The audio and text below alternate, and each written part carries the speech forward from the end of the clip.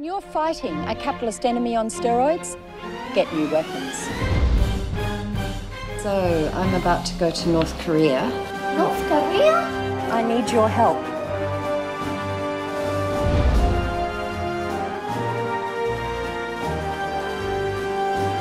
내 20번만 앉았다 일어나보라. 그거 제작 운동과 감정을 배합시키는 거야, 이거. 액션! 화면은 보시는데 연기를 못한다. 신이 나오니, 거의? 너 하면 저기 때 갔다 오라. 야! 그거 팔지. 마지막까지 힘을 내서 좋은 영화 만들어주는 걸 기대하고 있다고. Would my film work for my mentors? Would it work in the West? 오스트라리아에도 이거 술 주정뱅이들 만나?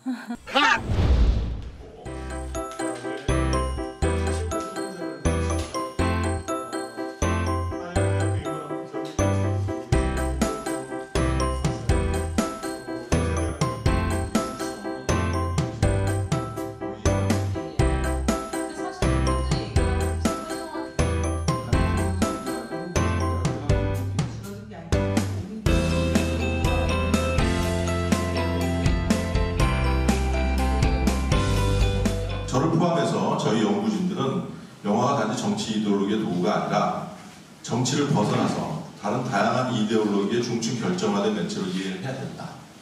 다시 말하면 북한 영화를 그동안 정치 이데올로기 하나로만 이렇게 봤다면 그걸로부터 분리해서 여러 가지의 다른 측면을 적용을 해서 적극 연구해보자 라는 취지를 제안을 했던 거거든요. 남북 화해는 무엇인가? 제가 했을 때 바로 남북이 화해하려면 먼저 남북이 서로를 그들의 입장에서 이해해야 된다. 이런 얘기고요. 본인이 그래서 가장 중요하게 생각하는 관점은 두 가지인데 역사성과 미학성 이 두 가지입니다. 역사성으로 볼 때는 북한 영화는 사실 북한 내부적 관점으로 봐야 돼요. 근데 이게 제가 굉장히 비판받았던 거거든요. 그리고 위험한 논리다. 그래서 제가 비판을 받았는데 저는 그건 체제의 정말 산물이기 때문에 북한 내부적 시각으로밖에 볼 수가 없다라는 거예요. 그러니까 북한 인민들은 체제 결속의 의미로 그 영화가 기능하거든요. 그 부분을 무시하면 안 되는 거죠. 어떠한 소련 영화, 어떠한 중국 영화, 어떠한 쿠바 영화도 그렇게 체제 시각적으로만 보지 않아요. 굉장히 미학적으로 영화를 공부하는 사람들은 그것을 공부를 합니다. 분석을 하고. 남한 관객들이 북한 영화를 볼 때 낯선 것은 영화를 이렇게 다양한 관점과 새로운 관점에서 바라보지 못하고 딱 하나의 관점으로만 수용하기 때문에 북한 영화를 체제 선전선동물로만 보기 때문에 뻔하고 지루하고 계몽적 시선만을 느끼는 거죠. 그래서 왜 그렇게 볼까라는 것을 제가 혼자 곰곰이 생각을 해봤어요. 왜 그렇게밖에 보지 못할까? 영화를 다양하게 보지 못하는 게 뭘까?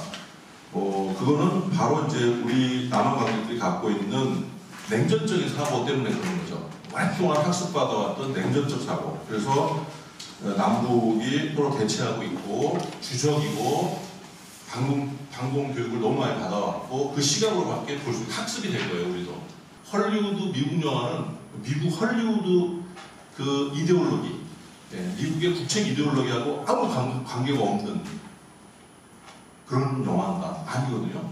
아주 굉장히 뭐라 그러죠? 팍스 아메리카, 미국의 아주 실리와 그 국책성과 굉장히 옛날 람보 이런 영화 얘기할 때 미국의 레이건 행정부의 대외 정책을 반영하는 그런 영화다. 뭐 대박간 영화라고 이렇게 얘기하거든요. 그런데 관객들이 그런 시점으로 람보를 보지 않아요. 어떤 누구도. 지금 어벤져스도 어떤 누구도 그런 국책성으로 미국 영화 보지 않아요. 근데 왜 남한 영화도 그렇죠.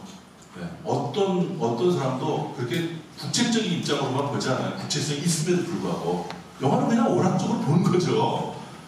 오락적으로 보지 그렇게 이데올로기로만 보냐 이거예요. 그건 학자들이나 평론가들이 분석을 할 때 그런데 왜 북한 영화만 꼭 체제의 선전선동물이라고 보냐는 거죠. 이게 이상한 거예요. 제가 생각할 때는.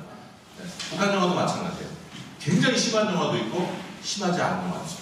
예를 들면 북한 옛날 고전 영화로서 정말로 너무너무 인구에 회자하는 피바다라든가 꽃파란 처녀 같은 게 그렇게 사상성 없거든요. 거기도 김일성 아버지 이런 거 잘 안 나와요. 근데 제가 이제 조금 이따 설명드릴 뭐 이런 김정은 시대 때 영화라든가 지금 김정은 시대 때 영화라든가 이런 경우는 노골적으로 선전했던 거죠. 북한 영화는 다 달라요. 네. 미아리 시간을 보내나니?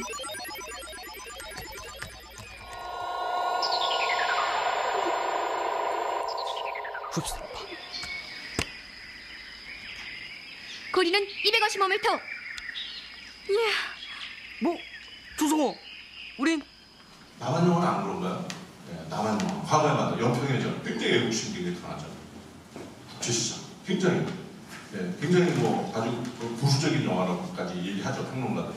그게 무슨 변호인 1987 택시 운전사 굉장히 뭐 이거는 지금의 어떤 문재인 정권이 지지하는 어떤 그런 식의 이데올로기가 통한다. 그렇게 또 보면은 또 그렇게 보잖아요.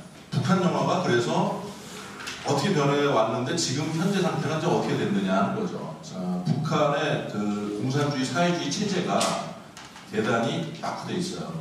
그래서 미학적인 부분도 후퇴돼 있어요. 지금 현존하는 어떤 공산권 영화에서도 북한 영화만 당대 지도자 이름이 나오죠. 이름 나오지 않아요.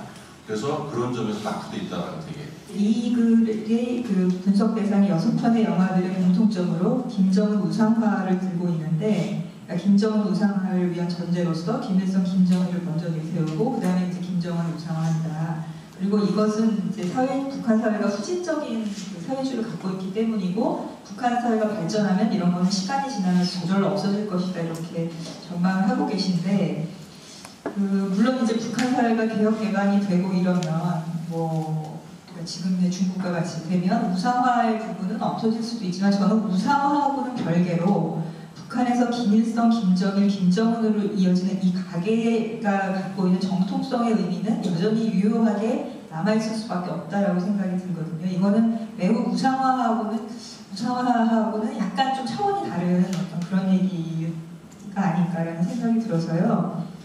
그런 어떤 북한 영화의 의미, 김정은 시대의 북한 영화의 의미를 우상화에 초점을 맞추는 것이 과연 북한 영화의 변화, 나아가 북한의 변화상을 살펴보기에 적절한 시각인지 이런 좀 의문이 남았습니다. 제가 어떤 이데올로기를 갖다가 여전히 저는 그런 칭호를 붙이고 하는 부분에 대해서 저는 북한은 아직 사회주의로서 완성된 형태가 아닌 것 같다. 저는 되게 비판적으로 보거든요. 그리고 김정은의 그 허약함을 어떻게든 메꾸기 위한 그런 우상화 작업을 한다는 거에 대해서 되게 안타깝게 생각하는 거예요. 낙후돼 있다. 후퇴돼 있다. 그걸 벗어나야 된다. 이제 저는 똑같은 장애모양의 영화하고 거의 똑같은 영화라고 생각하면서도 그 부분 때문에 이게 국제화 되지 못한다는 부분에 대해서 저는 대단히 체제를 비판적으로 보는 거예요. 체제가 조금 더 개방돼 있다면, 조금 더 전향적으로 나갈 수 있다면, 저는 이 굉장히 우수한 바탕을 갖고 있는데 왜 그런가 하는 거에서 체제를 비판하면서 저는 미학을 분리해서 말씀드리는 건데, 그런 부분에서는 저는 딱 한 가지 바로 그것도 체제 때문에 못하는 거지만 사회 비판적인 리얼리즘이 없죠. 북한 영화. 그거가 딱 하나 남한하고 다른 거예요. 나머지는 저는 거의 같다고 봐요. 북한 영화가 김정은 시대에 들어서 미학적으로 후퇴했고, 그것은 북한 사회주의가 여전히 변하지 않고 낙후했기 때문이다라고 하는 바로 이제 그 지적인데요. 제가 보기에는 김정은은 신세대인 것 같아요. 말하자면 뉴 미디어에 대한 이해가 있는 신세대라는 거예요. 그 김정은 시대의 영화들이 조금 옛날보다는 규모 면에서나 이런 어떤 연출의 디테일 면에서나 조금 떨어지는 느낌을 받을 수는 있는데, 그것이 북한 사회의 낙후성이라기보다는 북한 사회가 변해가고 있는 연속성의 어떤 지향, 이런 거를 우리가 좀 봐야 되지 않을까. 그래서 북한 영화를 통해서 북한을 알고자 하는 거잖아요, 저희의 목적이. 근데 그럴 때 북한 영화를 표면적인 어떤 보여지는 것에만 치중해서 보기보다는 북한 사회의 변화하고 연동해서 보아야 되는 거기 때문에, 그거를 저는 더 미화시키고 싶지는 않아요. 제가 갖고 있는 견해는 아주 단적으로 이렇게 냉정하게 얘기하면, 저는 북한 체제에 대해서 되게 비판적입니다. 저는 개인적으로. 지금의 그 어떤 체제를 저는 긍정하지 않아요. 제가 바로 2005년도에 분석했던 유원지에서 하루라는 영화가 그래요. 대성산 유원지를 소개하는데 사실은 세계 최고의 유원지다라는 거죠. 그리고 거기에 평양이 나오는데 그때는 근데 우리가 보면 유치해요, 사실은. 근데 그거는 그 과장은 저는 후퇴라고 보는 거죠. 왜냐하면 저는 오히려 좀 있는 그러니까 그런 것들이 이미 과거에 많이 했던 강성되고 우리가 제일이다. 우리 어떤 뭐 그런 시대가 과거의 시대였대요. 과거의 이데올로기였던 거예요. 근데 그 수준에서 하나도 벗어나지 못했다.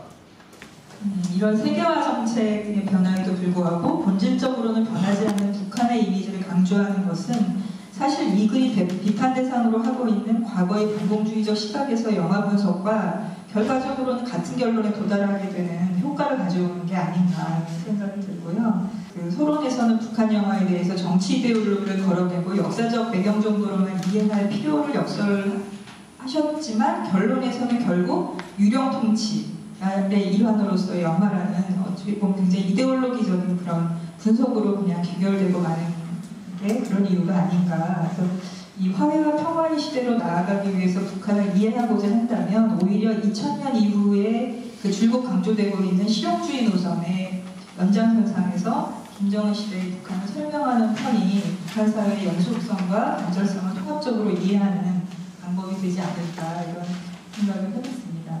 그러니까 유령 통치란 말을 저는 그렇게 생각을 하는 거죠. 그렇게 표현한 거죠. 뭐냐면 김정은 자체가 존재감이 약하니까 북한 인민들에게 그걸 부각시키기 위해서 아버지하고 할아버지 유령이 계속 존재하는 형태로 통치하고 있는 듯한 그런 의미로 제가 말씀드린 건데 김정일은 안나평에도 나왔지만은 그 영화 예술에 있어서의 이 영화 예술론이라는 그 저서는요 아주 거의 신격화된 저서예요. 사실은 어떻게 이걸 정치와 연결시켜가지고 이렇게 가는가 아주 독특한 전 세계의 어떤 사회주의든 뭐 서방세계든 어디를 떠나서도 정말 유리가 없는 아주 독특한 그 영화라는 매체를 단순히 오락이 아니라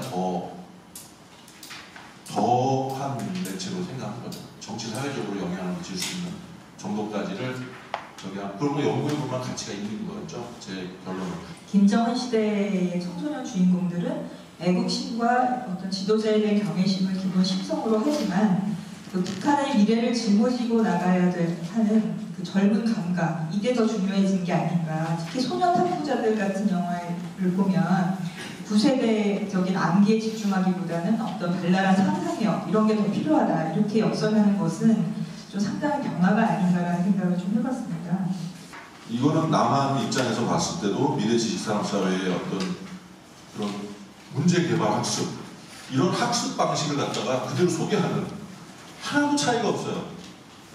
하나도 차이가 없고 야 북한에서 이 정도로 선진화돼 있구나.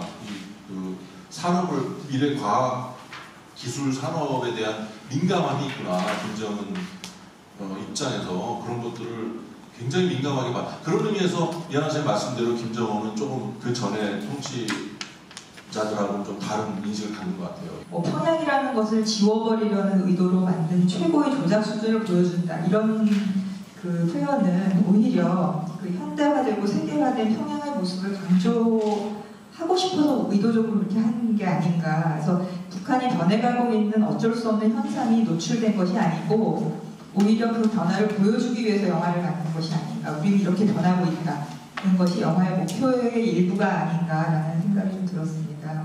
저는 사실은 이렇게 짚어봤습니다만은 어쩔 수 없이 노출된 영화적인 표현들은 있어요. 네, 굉장히 변화됐다. 김정은이 추구하고자 하는 어떤 그런 이념과도 상통하는 부분이 있겠다라고 생각할 수 있는 변화된 어떤 부분, 그래서 저거는 김정은의 어떤 색깔일 수 있어 라고 생각되는 부분이 있지만 전체적으로 저는 미학적으로 후퇴했다고 보는 게 제 견해입니다.